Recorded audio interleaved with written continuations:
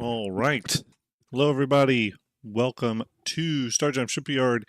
Nice to see you all. Got some people piling in. Got about 14 over on Twitch and about 34 on YouTube. Thanks for popping over. Make sure you share the video links with your communities, with your friends, anyone you may think will be interested in ship discussion. Um, Hope you're all doing well today. Originally was not going to do a stream tonight, but decided I wanted to for one primary reason. Obviously, we want to talk about ships, but tomorrow's a big day, and we're going to go into that a little bit, and we'll kind of go over, uh, you know. Uh, James Davies, thank you for that, for subscribing over on YouTube. Really appreciate that, everyone. I am trying to build up the YouTube uh, subscription numbers, build the channel a little bit. So I do appreciate that.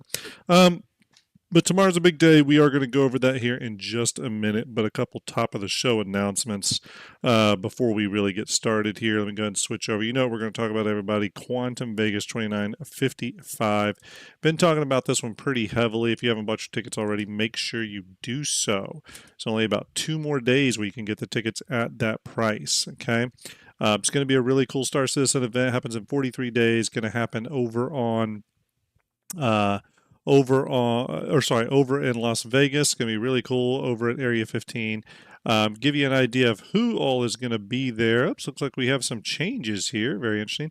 We're going to have DePoets. I love DePoets. Really awesome dude. Tech content creator. If you haven't watched his stuff, make sure you watch it. It covers everything from GPUs, CPUs, computer builds, technology, all that good stuff. He'll be handling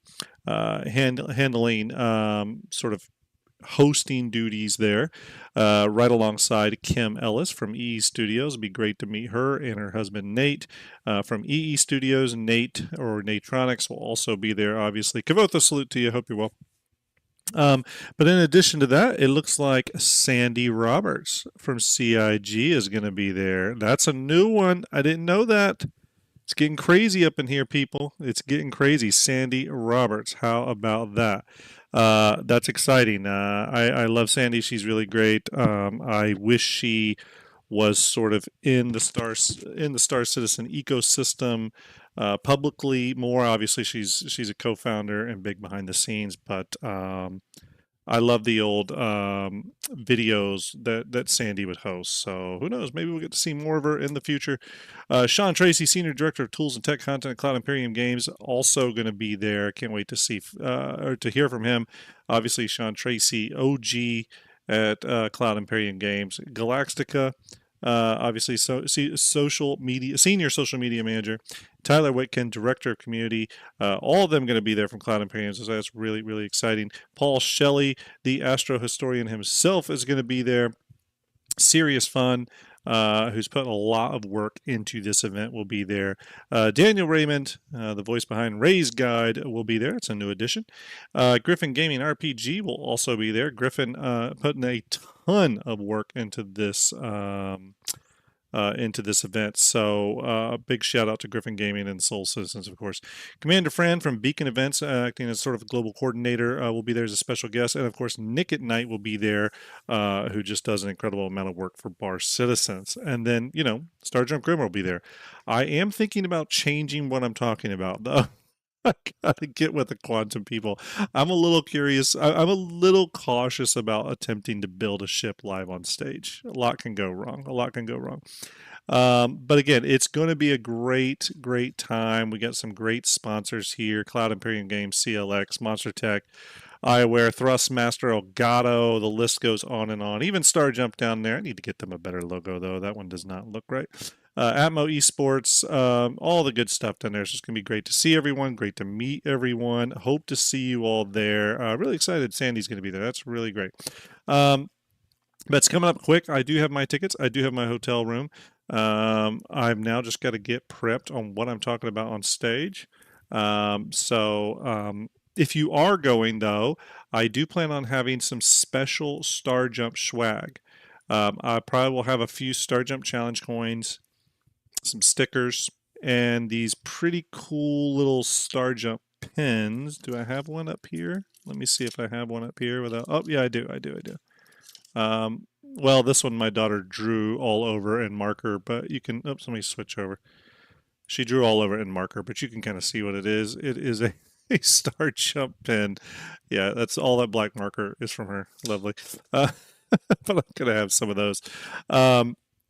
Anyways, Quantum Vegas 2955 coming up quick. Do make sure you get your tickets if you can. The event's going to be really cool. There's a bar citizen the night before. I really hope to see people there.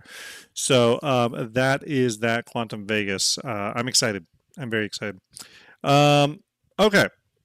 What are we talking about tonight, everybody? We're talking about what's coming up next. Okay. So we're going to talk a little bit about what has been released so far, what we think may be coming later this year, and what we think could be a surprise drop this year. Like, what do we not know about that still could come? So we're going to kind of like do some heavy speculation there. Real quick, everybody, let's get to the next thing I wanted to talk about, though, and that is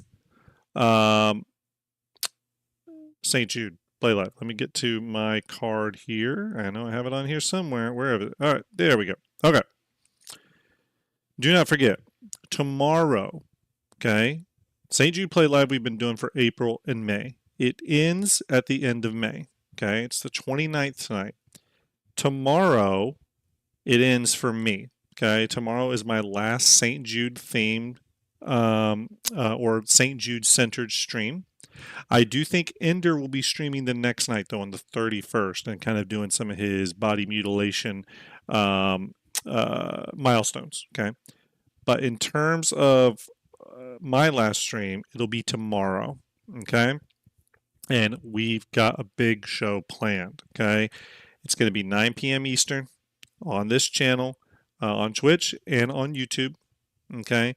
We have now raised $20,396 over the course of April and May. Tomorrow, we only have one raffle left, okay, and you can see that right here. Tomorrow, we're going to be doing the raffle for the Polaris, the RSI Polaris, courtesy of GearCon. That's a $100 donation to the Tiltify link, okay? If you're on YouTube, that Tiltify link is pinned to the top of chat. If you're on Twitch, you'll see the stream element thing blast up with the Tiltify link, okay? We are... so we're going to be doing the giveaway for that Polaris. Okay, it's a $100 donation towards the Tiltify link, and that will get you a raffle ticket to the Polaris. But here's where it gets really exciting. When we do that drawing, you know how we do it with the random wheel of names? When we do that, and the Polaris is awarded, and we celebrate that. Hey, Starjump Starlet, everyone, give Starlet a big old salute if you're a fan of Starjump Fleet Viewer.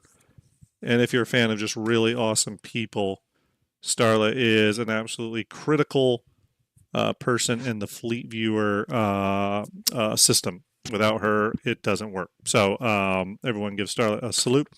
But not only are we doing the Polaris raffle tomorrow, again, thank you GearCon for donating that ship to help the cause for St. Jude. But not only are we donating that, we're going to re-roll after that, and we're going to draw another winner. That winner is going to get an Anvil Asgard, okay? Then we're going to roll again, and the next winner is going to get a Guardian MX. How cool is that, right? And I'm actually going to go to something real quick. Okay. Yes, so Mostly Beef just subscribed, sending the best ship in the verse across the screen, the Drake Kraken. Thank you very much, Mostly Beef. Appreciate you. But so tomorrow, 3 raffles will be done. All you need to do to get a chance at all 3 of those or one of those ships is to do a $100 donation to St. Jude via our Tiltify link. Remember, this is our last raffle. St. Jude themed streams in for me tomorrow. Tomorrow's the finale. That's the last one. Okay. In addition, we've got 2 giveaways tomorrow. These are not raffles. You don't need to donate to St. Jude to get in on them, but we have 2 giveaways. One of them is for a Starjump Challenge coin. Okay. Well, a code for one. You order it from Angry PC Tech, and you get a free code so that it's all free. Okay. So we'll be giving away a Starjump challenge coin, and we'll be giving away a Starjump poster, an all ships poster. Okay, or an Idris cutaway poster, essentially whatever poster you want out of my library of posters. So we'll be giving away 2 giveaways in regards to Starjump swag. And then we have the raffle drawing on all 3 of these ships here: Polaris, Asgard, and Guardian MX. Now, as if that wasn't enough, though, tomorrow the show is going to bring some interesting information for those of you that have been curious. Okay. Yes, Mootkins, I think we're at $36,839 overall for lifetime, which is the last couple of years. But now this giveaway won't happen tomorrow. It's going to happen in June. Okay. But because we crossed the $20,000 mark, okay, because we crossed that $20,000 mark, I am going to be personally running a giveaway to thank you all, not only those that donated, but also those that just watched streams, showed up, help hype this up, help spread it to your communities, all that stuff. We're going to do a good old-fashioned giveaway to celebrate crossing the $20,000 milestone, and we're going to give away an RSI Polaris gunship. Okay? That info is going to come tomorrow. Okay? You're going to find out how it's going to work, all that kind of stuff. I'm busy solidifying it. I can tell you if it doesn't start yet, it's going to start very soon. It's going to start very soon. But what I can tell you is, for those of you that donated money, so everyone's going to get a free ticket, and there's going to be multiple ways to get tickets. Okay. Anonymous just donated $100 for a St. Jude, a red wagon, and an RSI Polaris. Anonymous, thank you very much. Obviously, I'll be able to find your email via the Tiltify, but thank you. I'll just call you Anonymous for now. Thank you very much, Anonymous. Appreciate that. Thank you. Oh, and Red Samurai just donated another $100 towards the RSI Polaris and a red wagon. Thank you very much, Red Samurai. That is amazing. Thank you very, very much, everybody. That's $200. Really appreciate it. That money going straight to St. Jude, by the way.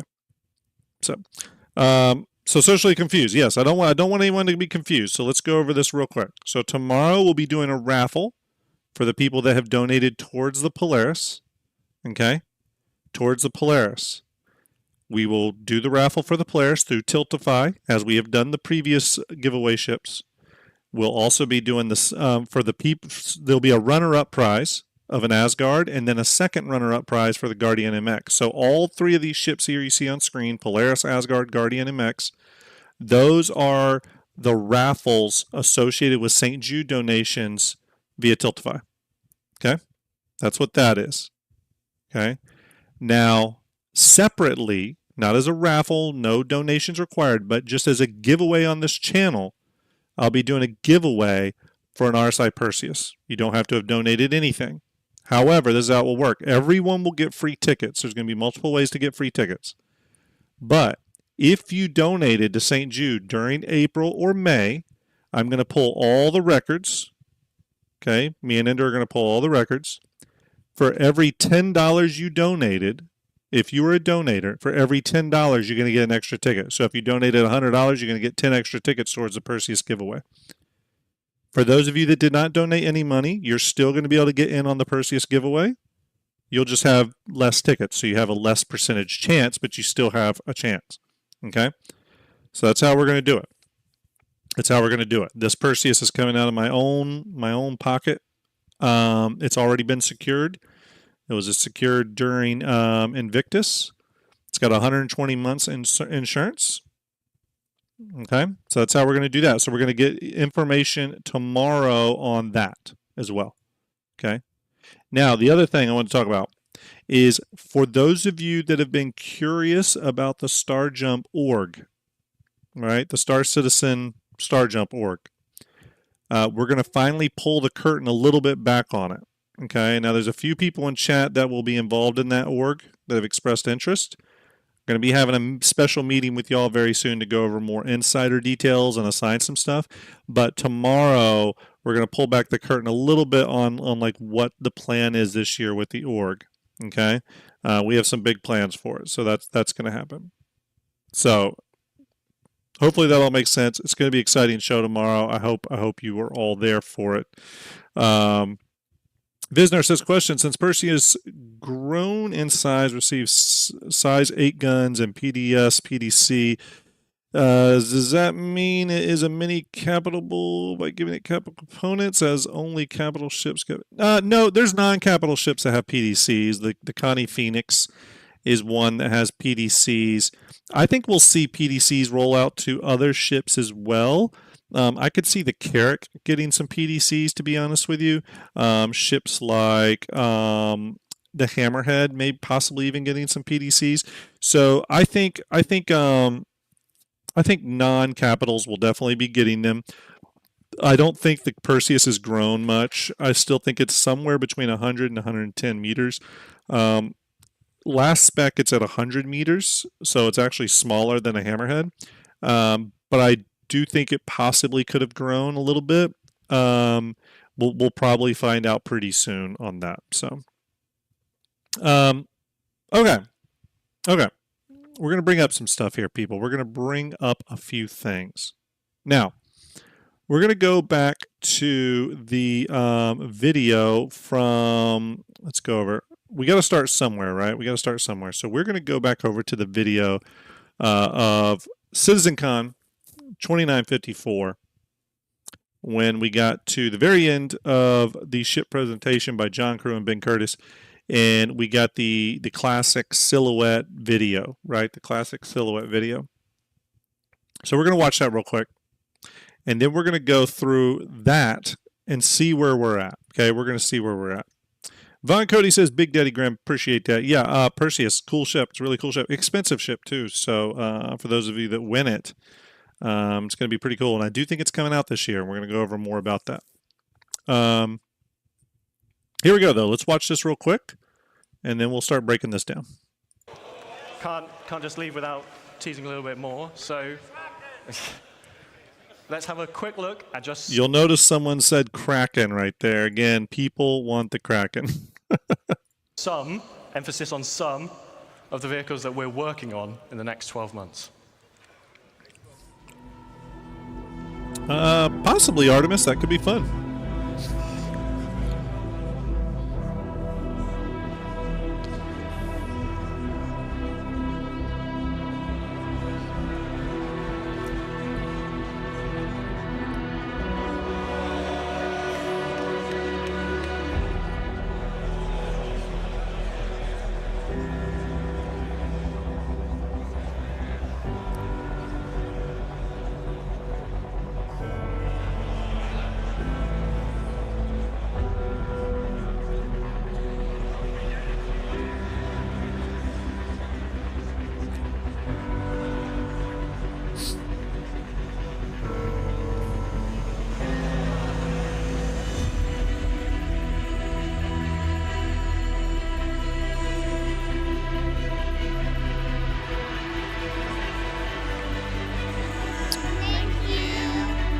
Thank you, Von Cody.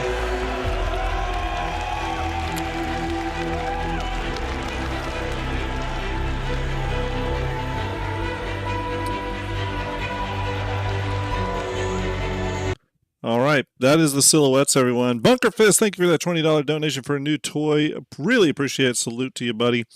Those are the silhouettes we're going to go over now. One thing I want you to pay very close attention to at the very, very beginning of that video is that John Crew said these are the ships going into production within the next 12 months.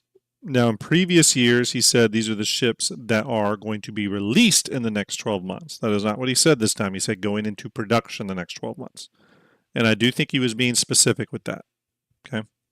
Real quick there, Bon Cody brought something up. Bon Cody says, really enjoyed the Kraken video you did with Trisbone as well. Yeah, let me swing over to that real quick before we dive into these silhouettes here. If you haven't seen it, this is the video Bon Cody is talking about. I'll paste the link in the chat. Make sure you go give it a watch. I did this video with Trisbone. It was his idea. I ended up supplying him with the Kraken model, and he kind of took it and did some love to it. And we went through and just sort of did an entire breakdown of the video, and he was he was lovely and had me on, and essentially wanted to bring someone on who lives and breathes this ship. As you all know, the Shipyard Kraken video I have out is my most watched video. A lot of people love the Kraken, and I think for some people this was their first time seeing it in first person view. I've seen it a few times in first person view just because I've worked with it in 3D, but but I think a lot of people hadn't really seen the Kraken in that way yet. So this was the first time they've seen it in that first person, whatever it is, 80-degree field of view, whatever it is, the star system field of view. And so just seeing this ship, how massive it is, how big of a monster this ship is, was I think just a big moment for a lot of people. The video is doing really, really good. It's up to 21,000 views after one day. Again, it just reminds you that even when you consider ships like the 890 and stuff, this thing is almost a third longer than the 890, right? So this thing is 270 meters long. That is big. It's the biggest capital that can be landed. Okay, it's the biggest capital that can be landed. It's about 32 meters, no, 38 meters, I think, longer than an Idris, if my math is correct. About 38 meters longer than an Idris. So yeah, I'm glad you all enjoyed it. I think Trist is someone that I've talked with him for a long time, and then Execute sort of created a little side channel for me, Trist, and Execute to talk about ships from time to time. And I've really enjoyed getting to speculate with Trist a lot on ships and just sort of deep dive and have those discussions and stuff. And because this video did so well, I think you can expect to see more joint videos from us in the future. I don't know what ships we would do, but it still could be, it could be other unreleased ships, especially ships I know about, like ships, maybe it's the Crucible or the Endeavor or, who knows, Starliner, Nautilus, Javelin, whatever. So Rabbit says it could still get bigger, right? They're reconcepting it, aren't they? Rabbit, they are reconcepting it, but we have been told by John Crew on a couple of occasions at this point that the ship at its current size still has plenty of free space in it. What they're actually trying to do now with the reconcepting is figure out how to fill the space, like what else to put in the ship beyond what was listed in the original concept.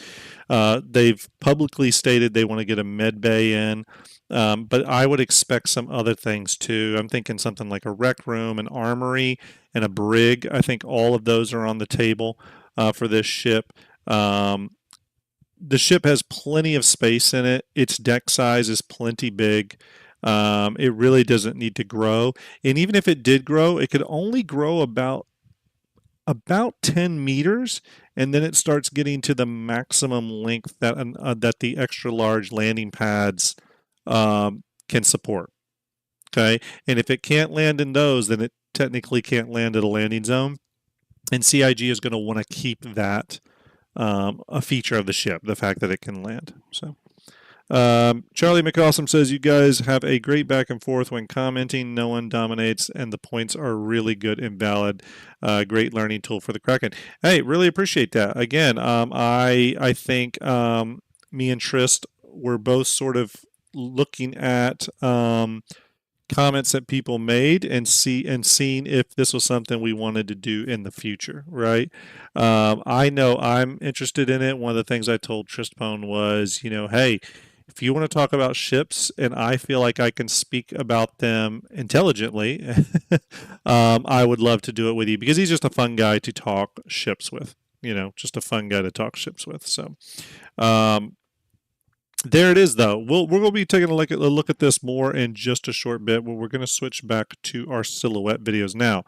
I do want to kind of go through those real quick, okay? And we're just going to walk through them. Okay, and we've done this. Now we're going to talk about other ships too, but we got to start somewhere, right? Referral says, "Hey Grim, need your advice. Got a Kraken this Invictus launch weekend was stoked. My plan was to upgrade to privateer later, but it seems the kit is not being offered anymore. Is there only option to melt and rebuy?" No, Farrell, hang on to it. I don't think they sell the kit at Invictus because it's not military related or combat related in any way. I think you can pick the kit up at IAE or SitCon. One of those two. I think so. So I just hang on to the Kraken, personally. Zolok says, "Have you ever considered getting a podcast microphone?" I do have one. It's right here. I can swing it around. There it is. I do have one. I just need to finish getting it set up, Zolox. To give you a little backstory on my setup too, to be quite honest with you, I am working on getting a better setup. But this machine that I'm on right now is also my work computer because I work from home, and it's really set up to do my day job. And I get real iffy about screwing around with sound and video and all that stuff when it comes, to things, because I have to do a lot of conference calls with this microphone here. But I am wanting to get the podcast mic set up, so I am going to do that. Zolox, I had a lot of people obviously comment. They'd love to have better voice audio quality, so it is something I want to do. So yeah. Killer of A23 says kit is only sold during Kraken availability. Oh, okay, maybe that's it. Killer of 23. Oh, so Killer did pick up a kit during Invictus. Okay, that was my mistake. I thought you couldn't buy it during Invictus. So according to Killer, you can only get it during the Kraken sale event. So you just need to wait till CitizenCon, and then you can pick the kit up. Okay, here we go. CSV-FM, we know this one. This is the base building variant of the CSV series. FM stands for Fabrication Module. We learned a little bit about this ship at the Captains of Industry panel that CIG did back at CitizenCon. This is a base building vehicle, okay? We are not going to have this come to the verse until we have base building, right? Base building has some prerequisites though, okay? And just in pure speculation territory here, it has two major tech requirements for base building to come into the game.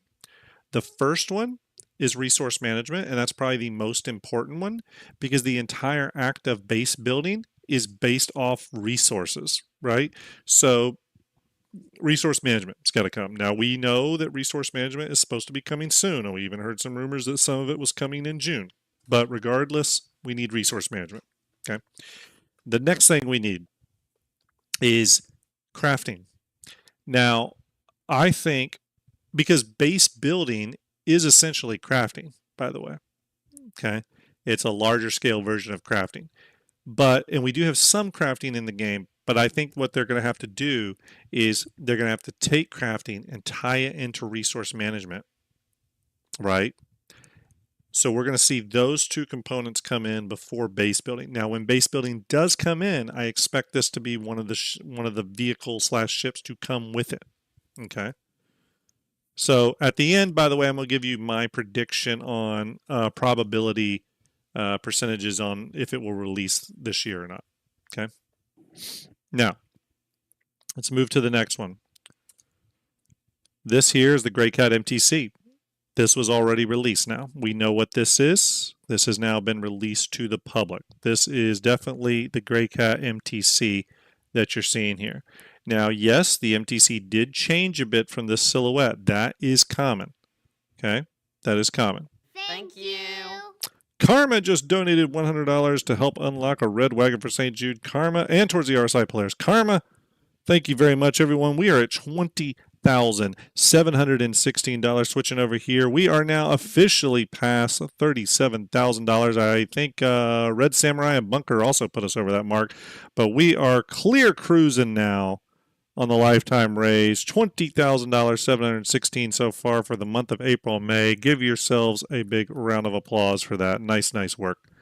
Thank you very much, Karma. Again, not only will you be will you have that ticket for the Polaris giveaway, but those of you that have donated towards the Polaris, you'll get a chance to win an Asgard and a Guardian MX, okay, during that same raffle. That also, that $100 donation gets you 10 tickets to the Perseus giveaway that we'll do in June, okay? Now, let's go back to MTC. This is released. The vehicle did change a little bit from this original silhouette, which was probably a concept mesh, until the release mesh. So some changes, but we are seeing the MTC here, okay? That can be confirmed. Oops. Next, some sort of Anvil Atlas platform vehicle. Now, those of you that know, this is not, I'm not referring to the ATLS mechs.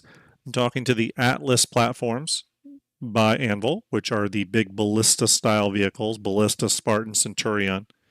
This is going to be another one of those. We don't know much about this one. This one actually is a bit of a mystery to me. I do think it's combat themed. I was actually very surprised this did not come at Invictus. But we can see the guys here with the guns. It's got a pretty oversized turret too. So I do think this is some sort of combat or combat support vehicle. It could be a larger version of the MTC. As a matter of fact, that is something I've been very curious about. If it's either one of two things, either a bigger version of the MTC, so it has more suit lockers, more armory in it, or it's probably a medical variant of the Atlas. Now, I know Quinn says combat fuel truck, very possible. Although, based off what we've heard from CIG, I'm still thinking ground-based refueling is a little farther off than we think. But maybe not. Maybe that is still something, maybe they want ground-based refueling for when we eventually do get bases, right? If you have some sort of big gas generator or something, maybe they do want you to be refueled. I don't know. But I personally think this is either an upscaled MTC or a medical variant in support of combat operations. I still think we're a bit far away from vehicle repair as well. Serious, I wish we weren't, but I think we are, personally. Let's keep going. All right. Hornet Ghost. Okay, Hornet Ghost. This was released. So this has now officially been released as the Hornet Ghost Mark II. Okay. Next one, Hornet Tracker. Okay, Hornet Tracker. Or do I have those in reverse? Or is that the Tracker and that's the Ghost? No. This is the Tracker. Hornet Tracker Mark II. Also released. Okay. Those released at the very beginning of the year. So both of these variants released. Okay. All right. Admiral Kusanagi says, doubt a refueling truck will have a gun on top. If you're getting shot at in that, you're going to jump out and run. I agree, Kusanagi. I do. Griffin Gaming RPG. Everyone give Griffin Gaming a big ol' salute. Griffin, I was just talking about, I don't know if you caught the beginning of the stream, but I was just talking about Quantum Vegas 2955. And I got to tell you, I scrolled down and saw that Sandy Roberts is going to be there. How cool is that? I must have not been paying attention to any messages. That's a new one. That is exciting. Holy moly. How cool is that? I think Sandy's amazing. I wish we got to see more of Sandy in videos and stuff. So it'll be really cool that she's there. I think that's great. And then Sean Tracy, again, one of the OGs of Cloud Imperium. Also going to be really cool. I'm very, very excited for Quantum, everybody. Very, very excited. Griff, I do need to get together with you because I do need to ask you some questions about my panel. I may have some thoughts on it. Okay. Guitar 60253. Thank you for subscribing, Guitar. I wish you could see behind me. I wish it wasn't cut out. My wall is full of guitars. It's full of guitars. Griffin says, LOL, just put in today, she and Daniel Raymond, Raise Guide. Yeah, I'm very excited about Daniel Raymond as well. That's going to be really cool. I've just always been a big fan of Sandy. I love her content. I love the energy she brings to things. I miss the old videos with Sandy. I wish we get to see more of her in the Star Citizen space. So it's really, really cool she's coming. But yes, I'll get a hold of you, Griff. I'm a little nervous about trying to build a 3D thing live on stage only because technology crashes and I'm a little nervous about that. But I have a backup idea I want to run by you that I think could either be a backup or that can just be my presentation. So we'll talk. We'll talk. Everyone, give Griffin Gaming a giant salute. He's doing an absolutely incredible job organizing Quantum Vegas 2955. I mean, just a ton of work. So big, huge '07 to Griff. All right. So, like I said, both Hornet variants released, so we can mark those as released out the door. Next, we have the Medical Terrapin. Now, I have heard some people say, oh, maybe this is a different variant. It is not. This is the Medical Terrapin. We can confirm that. Both myself and Trist have went into this one pretty deep. Also, we do have the medical bed right here. Again, all but confirmed Medical Terrapin, which means this one is also release. This is another one that's released, everybody.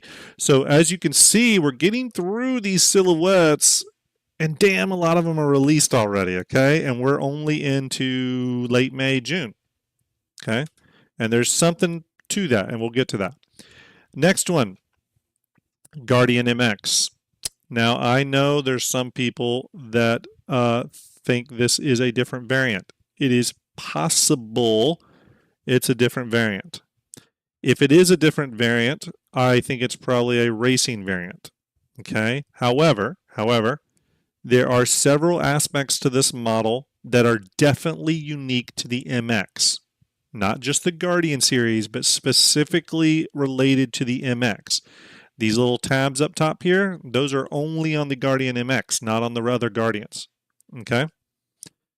Panzer says, hit them likes on YouTube. Thank you very much, Panzer. Yes, everyone, hit those likes. If you're on Twitch watching, make sure you hit the follow button. If you're on YouTube, make sure you hit the follow, the thumbs up, the subscription, all that good stuff to please the algorithm. So I am about 99% sure this is the Guardian MX that you're seeing here, and I'm marking it as released. Okay. Yeah, the size 10 torpedo tabs. Yes. I never thought torpedoes went on there. Execute was pretty certain of it. I think it was an interesting speculation. I thought CIG would just go their typical route, though, and we'd have weapons, ordnance, or torpedoes inside the nacelles, because that's how they like to do things. Next, the Misk Fortune. Sorry if I'm coming in a little hot, everybody. It's not probably helping. I will get the podcasting mic set up, by the way. Anyways, Misk Fortune. Okay, this is the small starter salvage ship. We know this is the Misk Fortune. Not only do we have the starting salvage ship. Not only do we have the salvage head on it and the disintegrator, but we also have the back rear elevator, just like the Fortune has. So again, 100% the Fortune, 100% released. Again, another ship released. Okay. This one, we're pretty certain this is Consolidated Outland. There's some doubt. I wouldn't say it's 100% certain that it's Consolidated Outland, but I think it's heavily implied that it's Consolidated Outland from a few design characteristics of the ship, namely these triangular kind of shapes here on the staircase, okay, and a few other things. However, we also heard some behind-the-scenes info that John Cruz said that a Consolidated Outland medium ship is on its way. Okay. Don't know what this ship could be. Raygun 972 says Mini Pioneer. I would like it to be something like that, but what I think this is going to be is a medium Consolidated Outland ship that doesn't create a bunch of tech challenges for CIG. I think the goal with this ship is to purely get more assets for larger Consolidated Outland ships. Okay.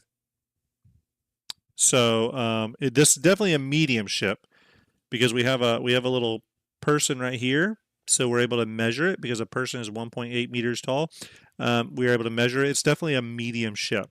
Okay, even on the smaller medium size, by the way. But we're going to go back to this in a minute. But feeling pretty certain Consolidated Outland. Okay. I would agree with that. Bell the Cat says Anvil vibes too. I could agree with that. This could be an Anvil ship. It could. But I do think Consolidated Outland. Now we're going to keep going for a minute. We're going to come back to this though. Trust me. And yes, I think, like Ray Gunn says, I think it's going to be a hauling ship. I think it's going to carry some cargo or do something pretty straightforward. That's what I think. It's to establish a new art style. Yeah. All right, this one. I'm calling this as a Drake ship. I'm fairly certain this is a Drake, either heavy fighter or bounty hunting ship. Okay. Maybe it's slated to come online with the bounty hunting V2 later in the year. Maybe they're building around an event around it, kind of an in-game content event around it. I don't know. But I do think this is a Drake ship. I do think it is either a heavy fighter, sort of a neutered Corsair, or some sort of bounty hunting ship. Okay. Quinn says first Grey Cat ship. That'd be interesting. That would be interesting. I don't think it is, but it could be. It could be. I wouldn't say I wouldn't say that's completely unlikely. It's still possible. I think that's sort of possible. But it's hard to deny the Drake DNA that we see here.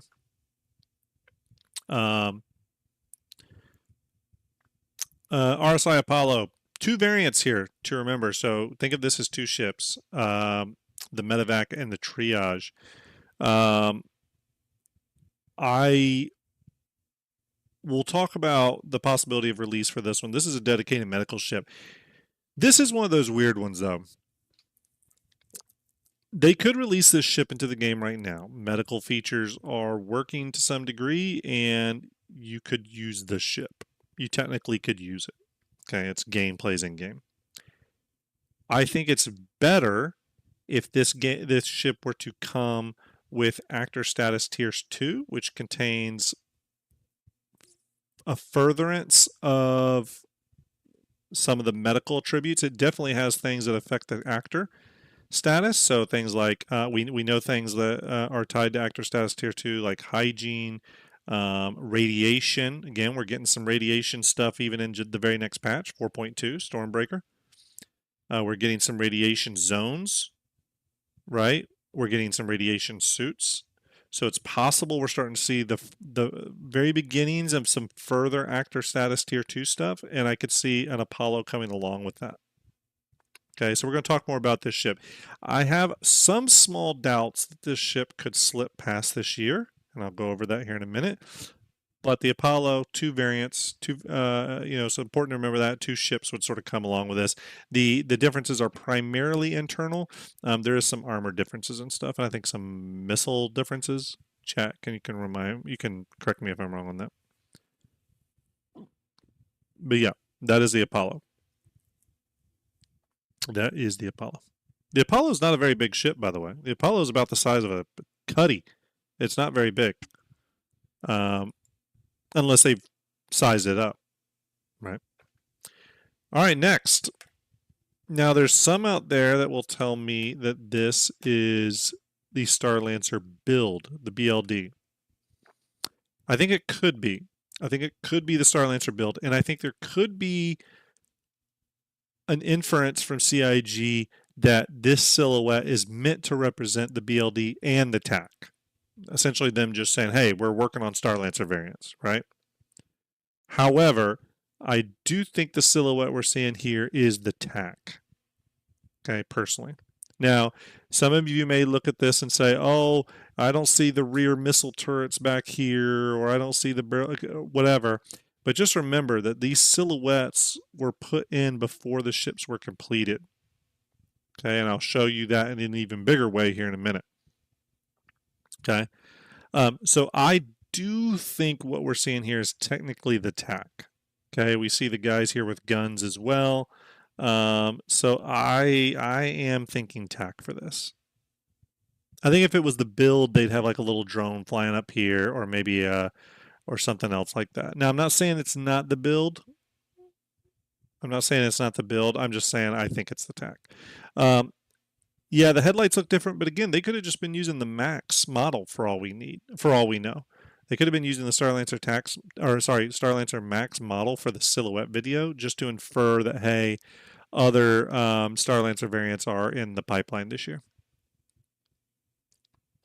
Cosmic Turtle on YouTube says, Starjump, do you think the Legionnaire might be coming soon with the new door opening tech in 4.2? Possibly, but I don't think so. I think that is slightly different from hacking. And you notice they said door opening tech and not hacking. The Legionnaire does open doors, but it does that through hacking. So I think we won't see the Legionnaire until we hear more about hacking. Personally, I do not think the Legionnaire is in development. That my own personal thoughts on that. Okay. Continuing, Starlancer TAC is what I think that is, which would be released at this point. Okay, let's go ahead and call that released / unreleased because it could be the TAC, could be the build. Oops. Let me go. It's not what I meant to do. Let me go to the next one. Here we go. Okay. We'll get to the predictions. We will. Okay. Perseus. RSI Perseus. Okay, don't forget everybody. We are let's see. Do not forget that to celebrate $20,000 raised, once May ends, so past the 31st, we'll be starting a campaign that everyone can get in on. Doesn't cost any money. You're going to be able to get in on this giveaway. We're going to be giving away an RSI Perseus on this channel, and it's to celebrate the breaking of $20,000 milestone for charity over April and May. All right. Let's go back to our thing here. Perseus. Really cool ship. A lot of people are really excited for it. It is a 100-meter long gunboat. We do know this ship is in production. We do know that. We do know this ship is in production, and will borrow heavily from the RSI Polaris sort of art kit, which is a little strange, to be totally honest with you, because the RSI Polaris is the newest of the RSI ships, and the Perseus is technically actually a really old RSI ship. In lore, I'm talking about in lore. So while some of the art may carry over, I do hope CIG kind of reconfigures some things a little bit. Now, the biggest change to the RSI Perseus has been its armament. We have heard that both the dual man gun up front and the dual man gun underneath have both been upgraded. They are now dual size 8 Medusa ballistic cannons. They are bespoke. So it's going to be a dual size 8 bespoke weapon. So it's probably going to hit a little harder than what a normal size 8 weapon would do, which I don't think we have any size 8s in the game right now. The only other one I can think of is the Kraken with its dual size 8 front turret. IB Catch 22, thanks for the follow. Sorry, Brune. Thank you for the subscribing on YouTube. Sorry, I missed that, everybody. And Mookie, thanks for subscribing on YouTube. I really appreciate that, everyone. Thank you very much. My alert showed up an old alert. That's interesting. Okay. So yeah, RSI Perseus. We do know it's in development. I was under the impression that maybe it could come out Invictus. I think that was primarily based off the fact that we didn't know when production had started on it, and I was thinking that production had started earlier because I thought it would have overlapped the Polaris. I don't think that's the case now. So I do think it's likely that CIG is targeting IAE with this one. I think this is going to be the big IAE ship. Okay. Overthinking says, what are the chances of an energy turret kit for the Perseus? I totally think they could do that. Hell, I think they could do an energy you talking about like a beam weapon or just like energy weapons, right? Like laser beam repeaters or whatever. I think they could go several different ways. I hope there are kits for it. I really do. I hope you can buy beam weapon kits and all kinds of stuff. Maybe there's a kit that replaces both of these with just big giant missile turrets. So it becomes, and maybe those can fire big missiles, right? That'd be kind of cool. Kavotha says, didn't John say by IAE? I think he did, but I think that was in like the Bar Citizen side chatter, I think. Correct me if I'm wrong on that, chat. I thought that's what he said.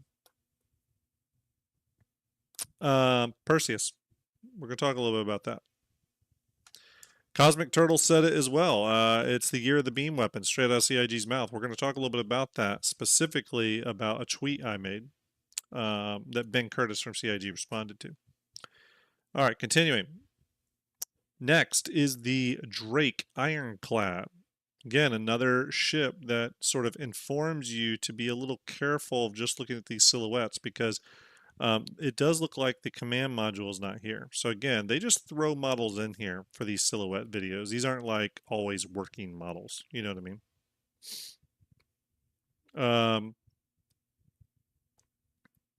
Altzilla, yes, it does carry 20 size 5 torpedoes, the Perseus. Anyways, the Ironclad. This is another ship we know is in active production. Okay, we know this. We've been told this. It's been in active production for quite a while. Now, the thing to remember about this is there are two variants, the standard Ironclad and then the Ironclad Assault. There's no guarantee that both variants will come at the same time. They could hold off on the Ironclad Assault, technically. I don't think they would, and I have some reasons for that. Yes, the Ironclad Assault is supposed to have that repair bay, but CIG could just not have that one feature working on it. That I don't think would hold up delivery. So yeah, Drake Ironclad. One I am very, very, very excited for. I'm a big Drake fan, as you all know. I think the Ironclad is a really exciting ship. I like that it has a lot of parts and pieces on it that will carry over to the Kraken. So that's exciting as well. Some of those pieces are things like the main command bridge, landing gears, a few other things. Some of the panel work, I think corridor spaces and all that kind of stuff could be carried over into the Kraken. And with that, because I love the Kraken so much, I want CIG to take their time with the Ironclad, get it right, get it good. Okay. Last but not least, the Consolidated Outland Pioneer. Okay. Big, massive ship. If you can see these little things down here, those are people. Okay. That's how tiny they are. Okay. This is one massive ship at 253 meters long. 253 meters long, everybody. It's a beast. We're talking Kraken size here. Okay.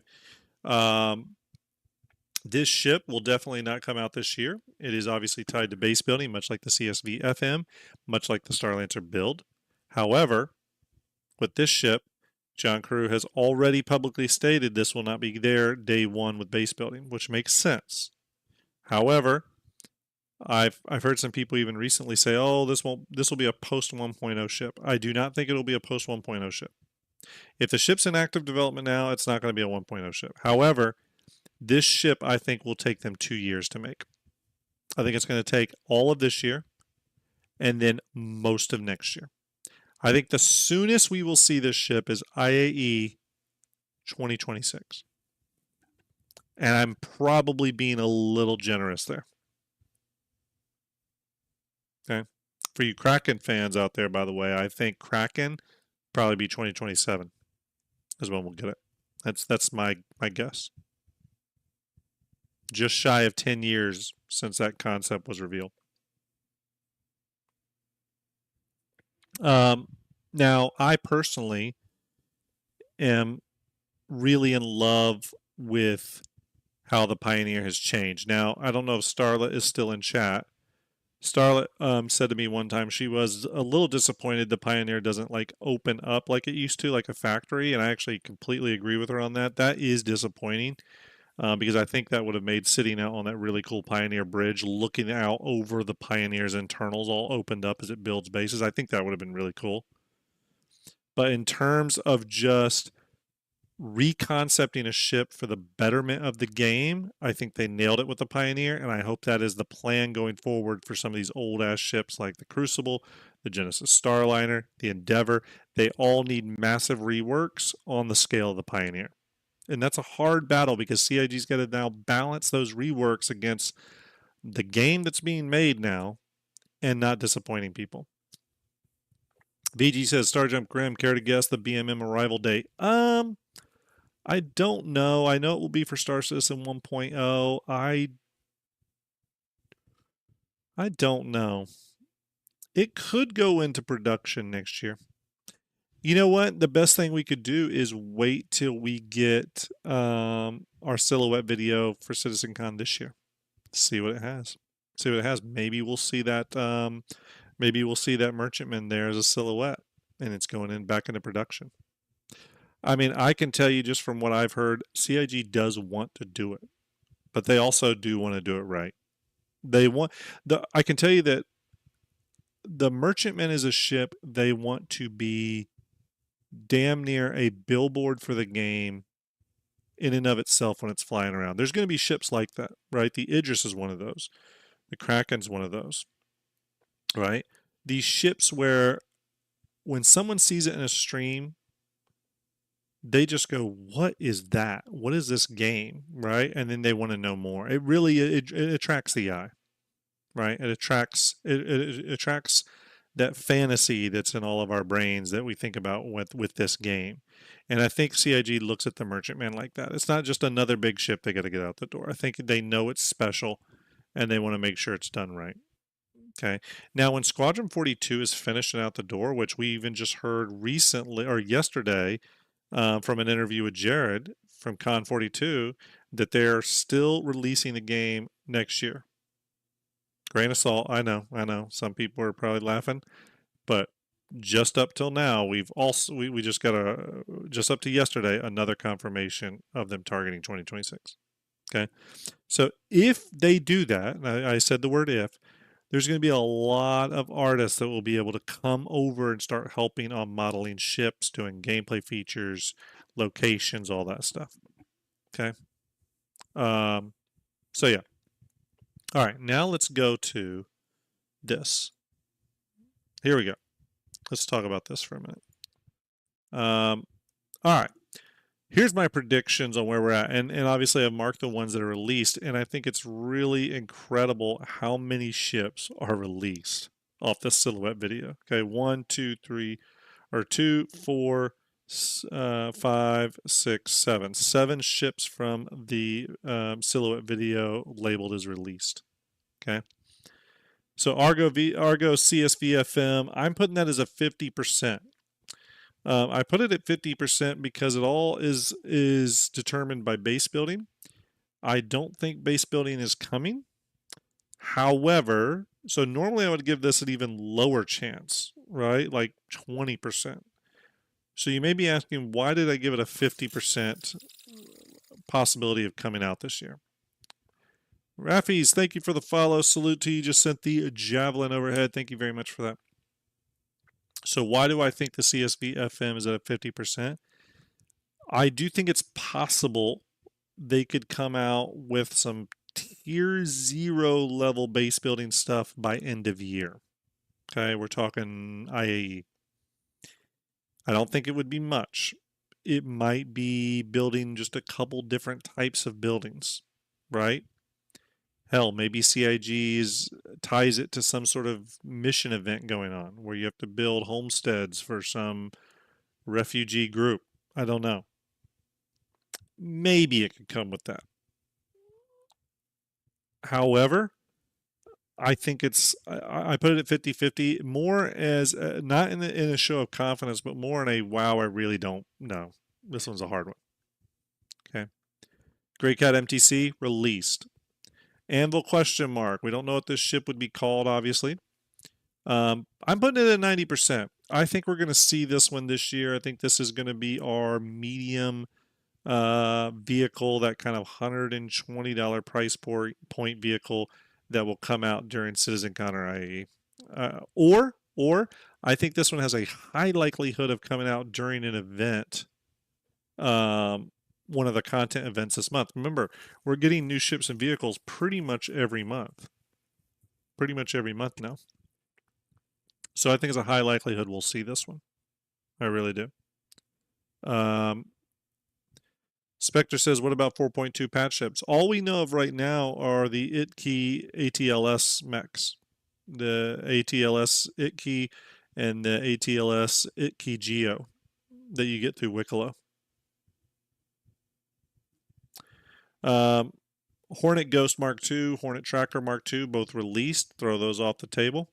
Terrapin Medical released. Take that off the table. Fortune released, off the table.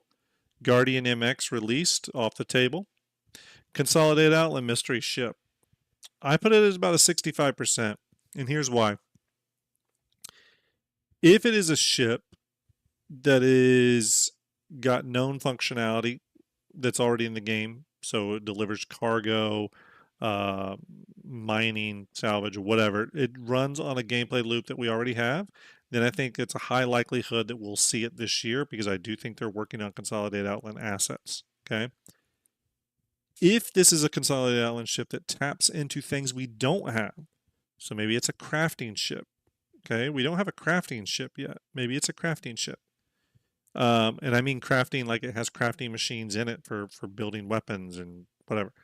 If it's a crafting ship or anything that has gameplay feature requirements that we don't have in game yet, then it's less likely. So that's why I put that one in about that 65% category. Now, one thing I want to say about that,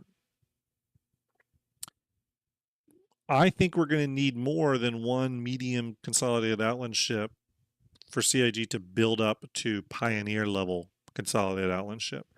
So I think it's possible we could get a new ship announcement. I don't know if it'd be flight ready or concept, but I think it's possible we could get an announcement of a larger consolidated outland ship. Something around, maybe it's 60, 70, 80 meters long. I could see that because CIG's really got to build up the assets to get up to a 253 meter long ship. I mean, CIG's already told us that one of the main reasons the Ironclad is in production is because it makes the Kraken easier. The Ironclad's like 125 meters long or something like that. They need those big, large ships to help them build the even bigger capital ships. Okay, so that's why I put that consolidated outland at 65%. I think it's pretty likely. Pretty likely. The Drake question mark ship. I think this ship is something we're going to definitely see. I put it at 85%. I feel pretty confident about it coming this year. I think it will be tied to a monthly patch. I don't think it's possible that it could come during CitizenCon or IAE, but I think this is going to be one of those ships that comes during a patch cycle. Like one of the content-driven patches. I think we're going to get something about something Drake related in that form. I think this again is a heavy fighter or bounty hunting. If it's a heavy fighter, I think we could get it any month, to be honest with you. If it's a bounty hunting ship, it could be later this year. I am starting to think we could get bounty hunting features coming into the game sooner rather than later. We do know they've done a lot of work with bounty hunting, version 2. All right. That would bring on some new things. But we've seen a lot of work go into these Volt weapons, right? With the electricity and all that stuff. Maybe we're also going to get non-lethal taser rounds and all that kind of stuff. Who knows, right? Citizen Ninja says Drake Jalopy. Possible. Possible. Who knows, right?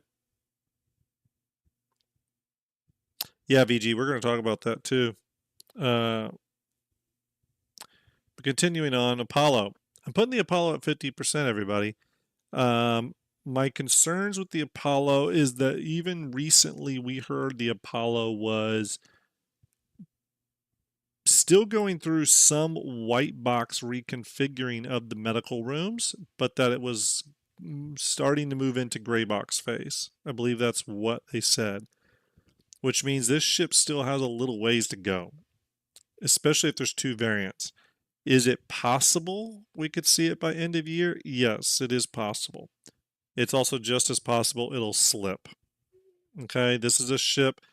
It reminds me of the Connie Taurus. It's one of those ships that just sort of like they work on and it seems like it gets paused or goes quiet and they work on it some more and it goes quiet.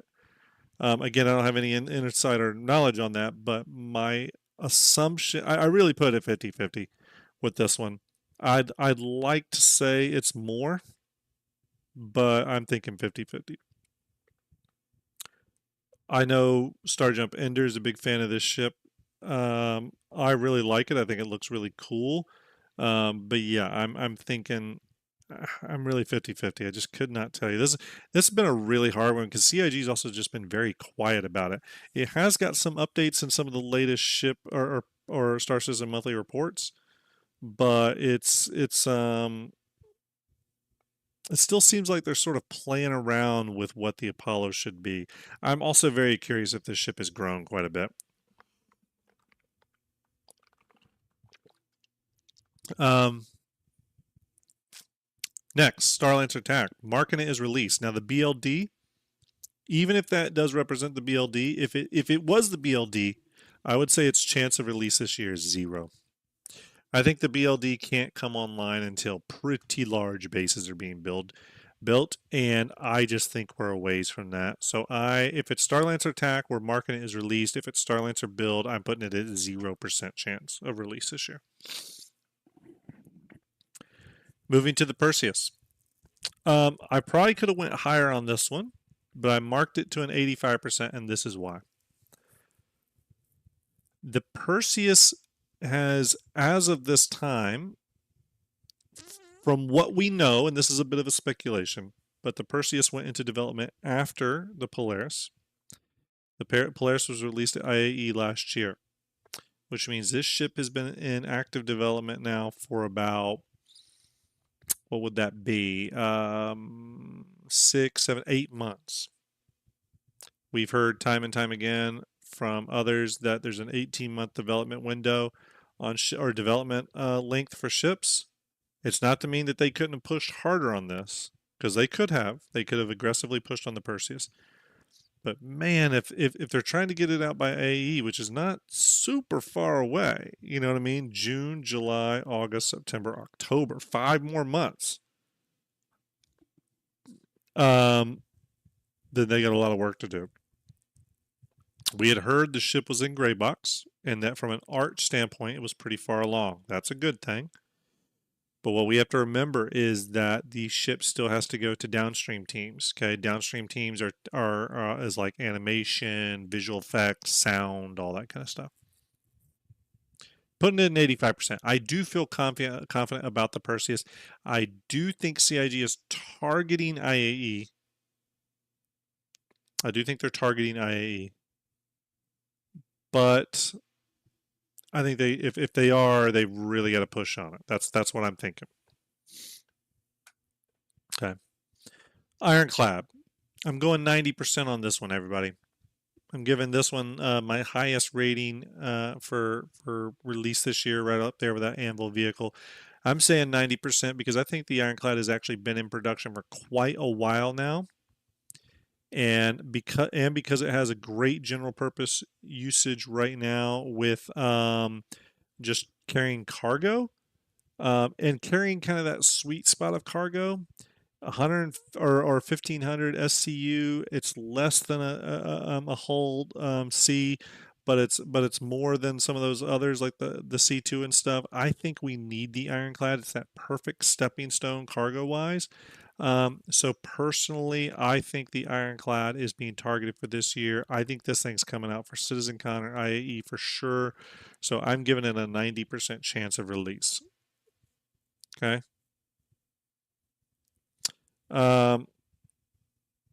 Pioneer, 0% chance, everybody. It's not coming this year. It's not coming this year at all. I do see some people talking about the Polaris interior. John Crew has stated that the Polaris interior is getting a rework in terms of its lighting, textures, decal work. So it's going to get a bit of a glow up. I do think they'll relight the medical area to be a little bit more interesting, by the way. But yeah, Pioneer, 0% chance. We already knew that. Last we heard, the Pioneer was in white box, and they were actually still working on some concept stuff for it. So I look at the Pioneer as in pre-production. Okay, it is in production, but they're still sort of figuring out some of the base level concept stuff with this ship. That's not a bad thing. It just means this ship's going to cook for a while. Antonio Devs on YouTube says, "Do you prefer the base or assault variant version of the Ironclad?" Probably the base version. I do own both because I'm a huge Drake fan, but the base version is probably the ship I'm most anticipating. Killer of A23 says Perseus is IAE. We sure hope so. I would love for it to be. I think CIG is targeting that, but we'll have to see. We'll have to see. Hunter Sear says, I'm hoping sitcon for Ironclad because John Cruz said Perseus was IAE this year. Those were his words. Did John Cruz say that in the video, the ISC video from that, or is that one of the leaks that came out from people talking to him over dinner or something? Can anyone confirm that? Yes, Karma is exactly right. The Pioneer relies on a bunch of new tech, by the way, everybody. Integrated ground extractors in the landing gears, fabrication hangars, manufacturing stations in the ship. That ship has a lot of tech in it. A lot of tech in it that we don't have yet. Quinn says, I think he said it in the Chinese SCL. I don't remember him saying that the Perseus was. Hunter Sear says he 100% did say it. I watched him say it. Okay, cool. But did you watch him in the video, or were you there and he said it and you saw him say it to people? I'm just curious. I don't doubt you, by the way. I'm just curious. Antonio Dev says, do you believe what John Cruz said about the Kraken starting production at the end of the year? Yeah, I do. I've heard some things. Nothing specific, but I have heard some stuff, a little bit of insider, well, I don't want to call it insider knowledge. I've heard some things from people that seem to have good information that the Kraken is 100% being planned, and that they do want to get it in production. That's about as probably the best I could say from it. I do know that John Crew and Ben Curtis are big fans of the Kraken, and they do want to get it in development. CIG knows it's an anticipated ship. Moonman says, I seen a video. Charlie McCulson says, I seen it too. Okay, cool. Yeah, maybe so. I agree with you. If they're targeting IAE, that's great. I'm excited. I am very excited.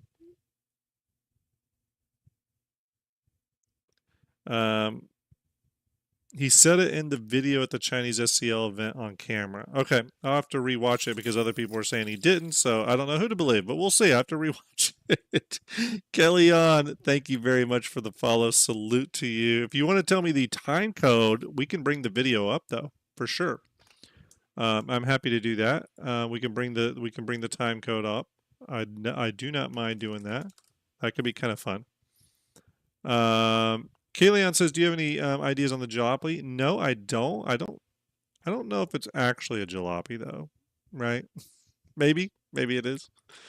Starjump Starlet, Fatty Shack. Yeah, oh, that could be cool. That could be cool. She would like that. She would definitely like that. Let me pull up. Bear with me, everybody. Bear with me.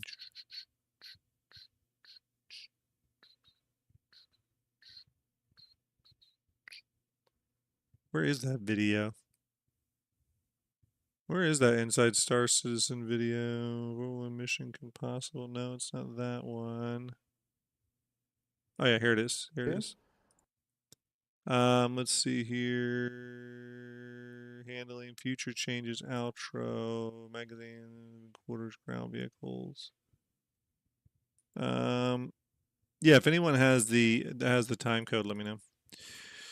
Let's talk about ships that could be coming though. Could be coming. I think the big thing is we know that CIG is heavily tying ships to I'll just let this play in the background, by the way, everyone. Some cool visuals. I know you all enjoyed the first person tour of the Kraken. But CIG is releasing ships. Antonio Devs, thank you for the follow. Really appreciate it. Salute to you. I appreciate that, everyone. We are continuing our march up the follower count. But what kind of ships could come, right? Well, we know of one. the RSI Meteor. Okay. We know that it's Jared's new favorite ship. Okay. He said it on. It's no longer the Starlancer, or sorry, the Genesis Starlifter. Oh God, what is it? Starliner, Genesis Starliner. Oh my God, it's no longer the Genesis Starliner. It's now the RSI Meteor. So we know that ship is coming this year. We don't know what it is. Maybe it's a jalopy. I don't think RSI would make a jalopy though. Do you think they would make a jalopy? I don't know. I don't think they would make a jalopy. But we know the RSI Meteor's coming. We also know that CIG wants to. It's the year of the beam weapon, and I don't think that CIG meant that just with the Idris. So for those of you who don't know, I posted. It was in reply to a post Joran made about the Idris K, and I said what we really need. I had replied to his tweet, and I said what we really need is an Ares or an Ares starfighter, but instead of the Inferno, instead of the Ion, we need a beam weapon variant. And Ben Curtis replied to my reply with the Eddie Murphy emoji of Eddie Murphy kind of doing this right here, like, hey, you're thinking now, right? And what I think that means is, I mean, this is not confirmed. I'm heavily speculating here, obviously, but I think that Ben Curtis probably dropped a little bit of a hint there that either something like that is coming, or at the very least, CIG is thinking along the same lines, right? Personally, I would love a beam weapon variant of the Ares. I'm not sure what you all think. I just saw that the Idris K, by the way, got a buff where it can like fire its beam weapon now for like 2 minutes straight, which is crazy. But I think a beam weapon variant of the Ares would be really, really cool. What do you all think? So maybe that's a ship coming down the line. My name for that ship, by the way, was Ares Proton, in reference to proton packs from Ghostbusters. Okay. But what do you all think? What other ships do you think we could get? What other ships do you think we could get for the remainder of 2025? What are we missing that could tie into current gameplay really well? Or possibly events coming in the future. Here's the thing: CIG has told us that the events over the course of this year are going to sort of build up to a major, that are kind of all part of the same story, and they're going to all sort of build to a kind of conclusion, right? Where do we think all these stories are headed? This is stuff we need to think about. We start tying all the events together, right? Where is that headed? What type of ships could go along and sort of plug into that, whatever that conclusion is going to be, right? AMD 300 says Paladin. Maxwell TV says Vulcan. Yeah, two interesting ships. Vulcan, personally, I think it's going to ways out because I just think that repair is a way out, or is a ways out, unfortunately. Paladin, maybe. We do know it's in development. Paladin could come by the end of this year. I think that's a ship that is likely. Likely, if I had to put a percentage on it, I'd probably put that at about 75%. The Paladin will come out this year. Especially now that the Asgard sold so well, which it did. The Asgard sold incredibly well, by the way, everybody.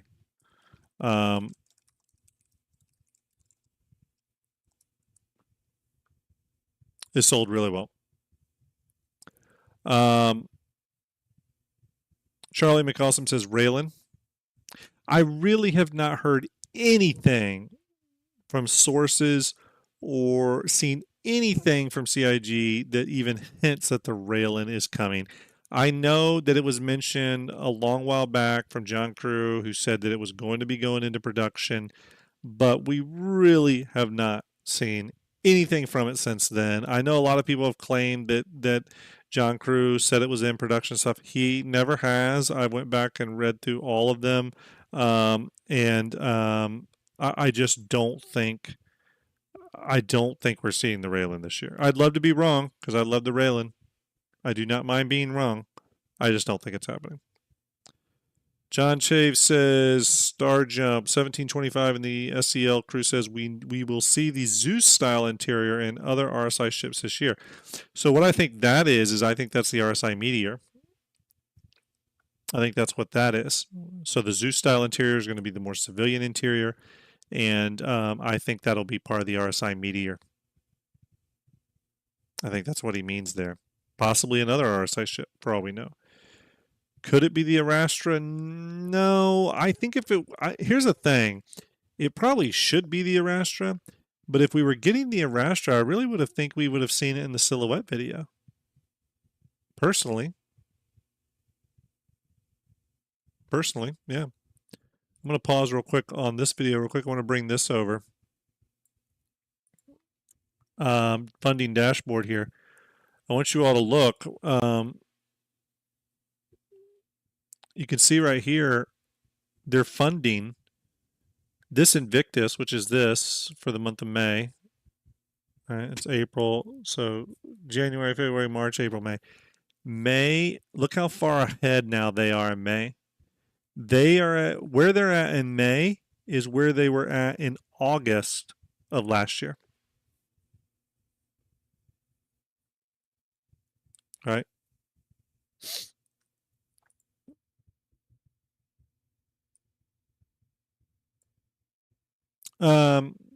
Let's see here. John Chase says, let me drag this over real quick here. Bear with me. So John says it's 1745. No Perseus given this year. Well, let's listen to that because I guess I missed that. Jeez. Knocked me on my butt. Yeah. And what I love the Zeus interior. So you mentioned the Perseus. I read on Reddit that that's coming in Invictus this year. It's not. Don't believe everything. Okay, that's not what he said. He said it's not coming at Invictus this year, meaning the event we just had. He does not say it's not coming at IAE this year, John.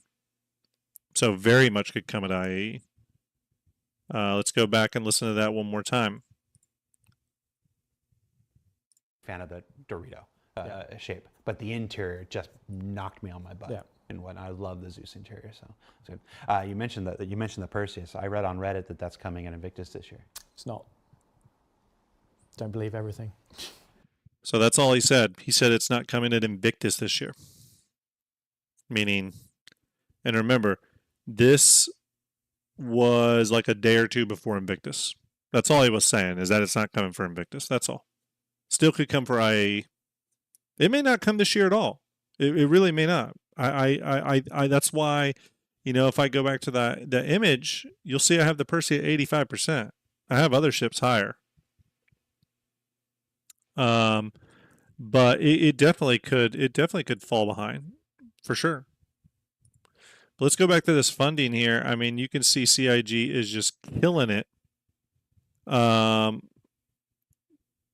Killing it from funding.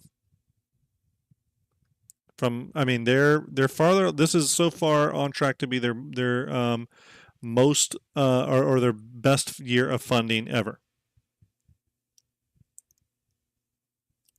Best year of funding ever.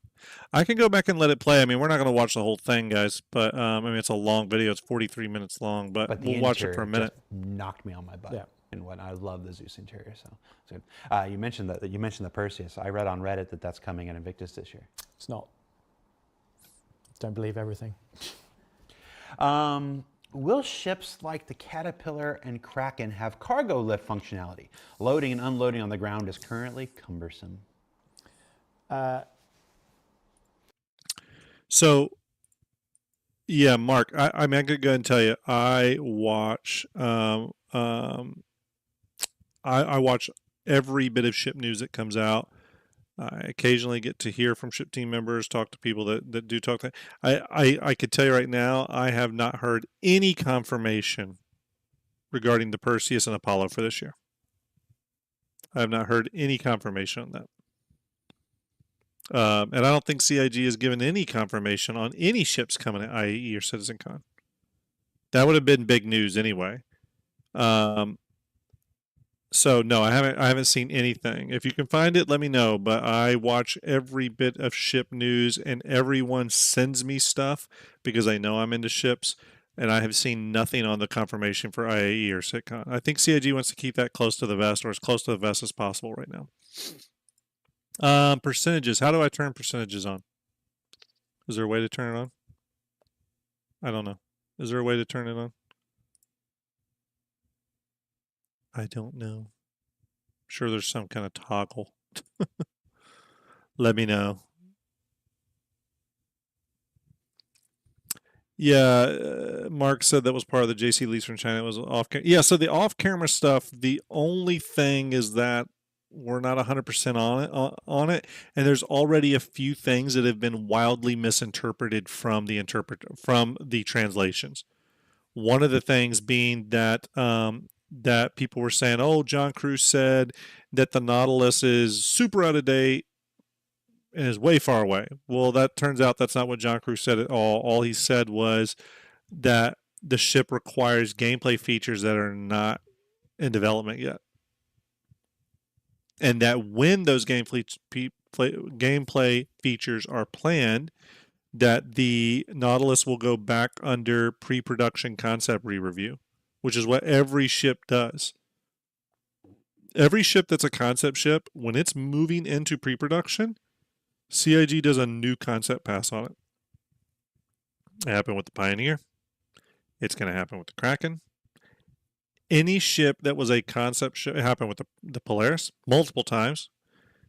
Any ship that was a concept that is moving into production sort of gets a concept or sort of a reconcept, but that's not what the reconcept that a lot of people are thinking about. All it means is CIG goes through it, looks at what the ship may need that wasn't originally in the concept, or maybe changes. Maybe it's changed how a cargo elevator works, or light panels, or fire extinguishers, whatever. For example, when the Kraken goes into reconcepting before it goes into pre-production later this year, it's not going to change its shape. It's going to look like the Kraken we all know and love. It's just going to get some additional thought put into it, right, to bring it up to standard. For example, one of the things I hope the Kraken gets is cargo elevators, cargo lifts built right into the deck, right? Sir Burticus, hope you're well. Salute to you, buddy. Everyone, make sure you go check out Sir Burticus's channel. He's got some great channels on the Genesis Starliner, another ship we were just talking about a little bit ago. But there you go. I mean, CIG is really killing it on funding, starting from month 0, or sorry, month 1, month 0. What and why do I think that is? I think that is because of 4.0, and this kind of goes and server meshing and Pyro, and because again that started all the way back in January, right? And that's my one argument to people that say, well,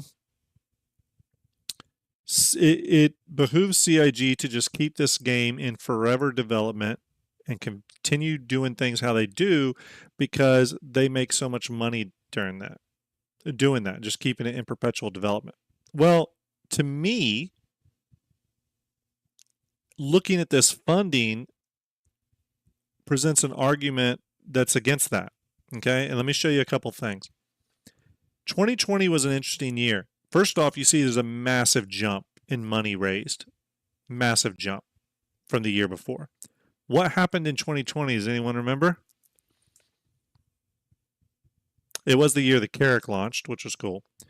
But 2020 was the year, the very first year, I think it was patch 3.8. And I know because this was the patch I started actively playing in.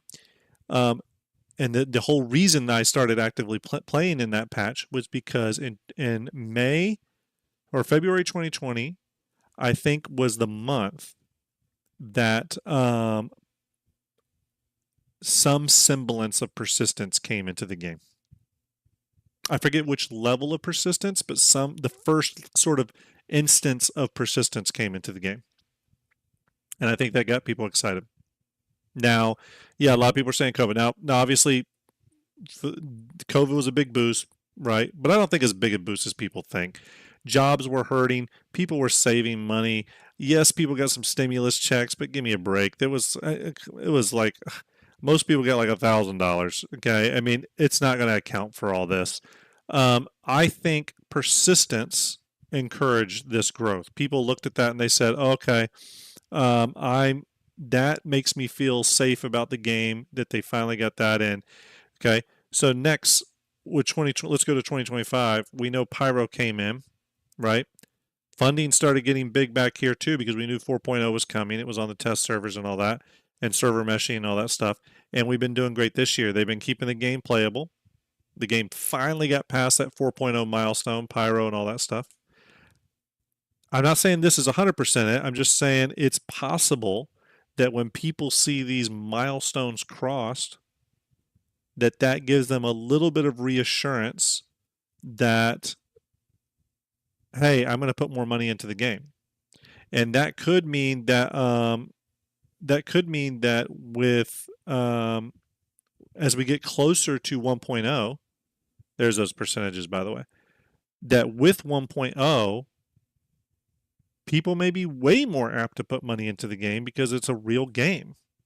So I don't always buy the argument that CIG wants to keep it in perpetual development. I personally think CIG can make a lot more money just getting the damn game out, because they can create tons of microtransactions once the game's out. The one reason I don't buy a lot of microtransaction crap right now is because it's not a game yet. What am I going to buy a chair off the store? Spend $5 on some weird chair to put in a hanger that the chair gets deleted out of or whatever? No. I think when the game is 1.0, I think they'll be able to maximize microtransactions. Hopefully they do that responsibly.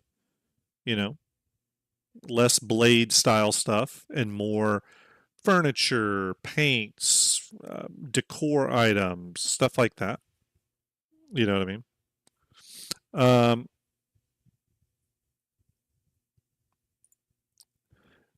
Mark Flat says, yeah, not just Pyro. It's that Pyro was possible because static server meshing went online. Exactly. More players online. People now weren't limited to 50 or 100 players. Now we're dealing with 600 players.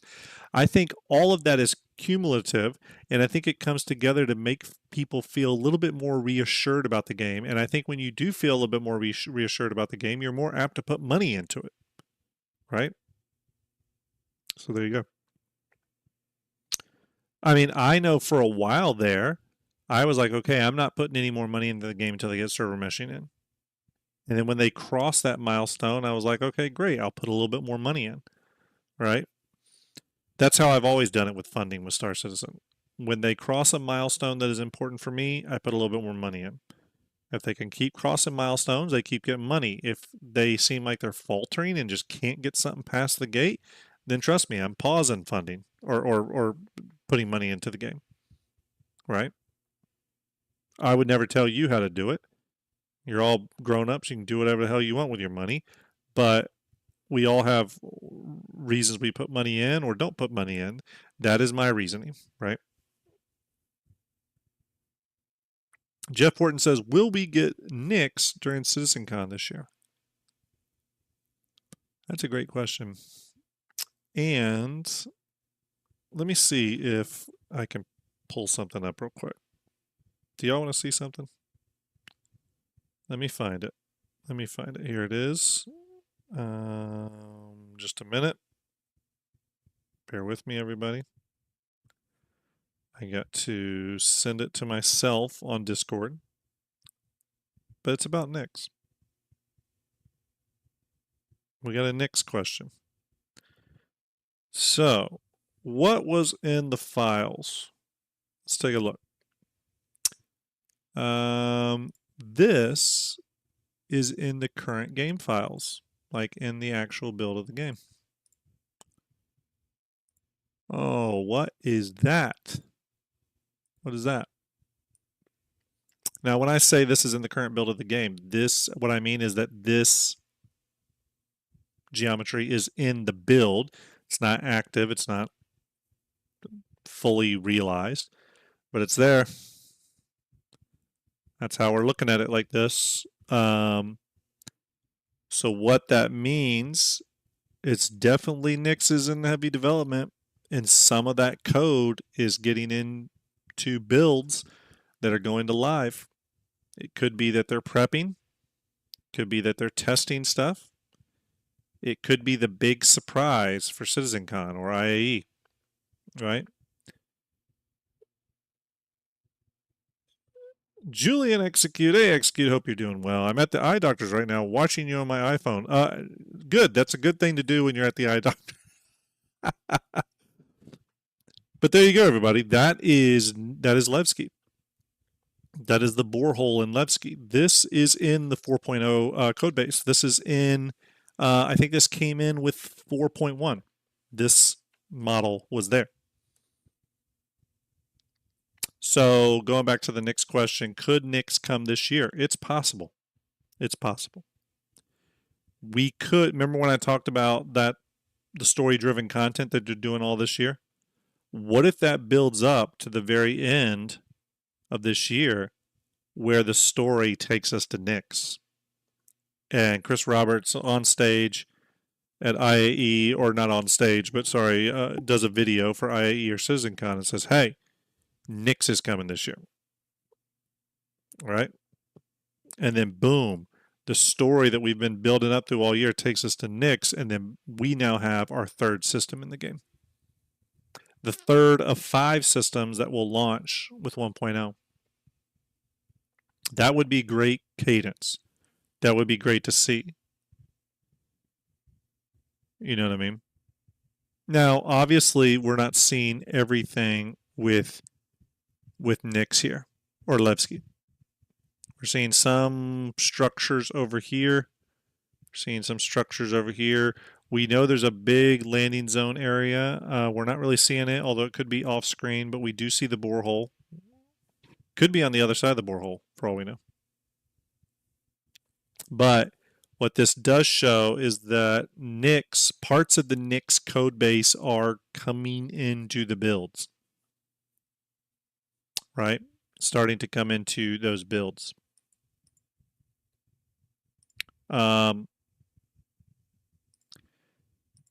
So just something to remember when you're thinking about that. Now, real quick, I want to remind everybody, tomorrow is going to be a big, big show, okay?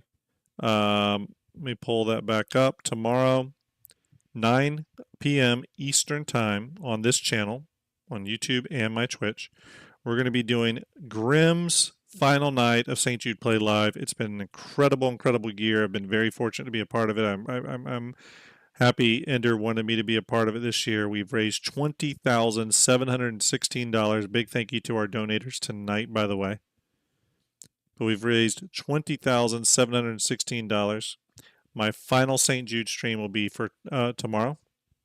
We got a bunch of stuff happening.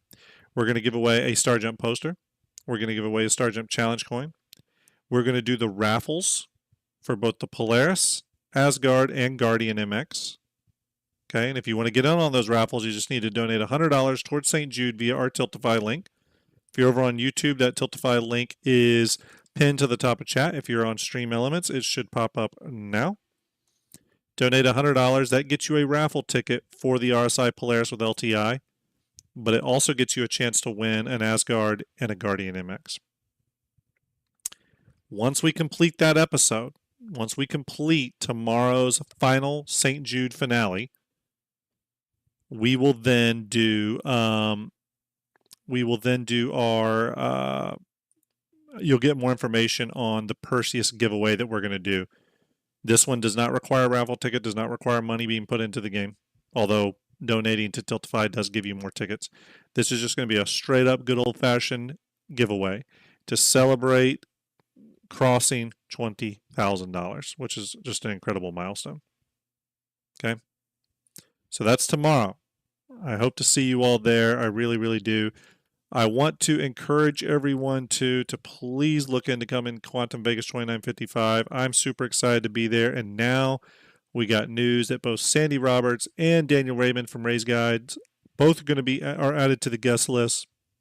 From CIG, by the way, we got a huge who's who of CIG people coming. Sandy Roberts, obviously, really cool co-founder. Sean Tracy, Senior Director of Tools and Tech Content. For those that don't know, again, remember, Sean Tracy's been at CIG from like the very beginning. And then Galactica and Xylo both being there as well. And there's probably going to be a whole bunch of ship giveaways, all kinds of fun stuff. It's going to be a really crazy event. I'm going to have Starjump swag on site.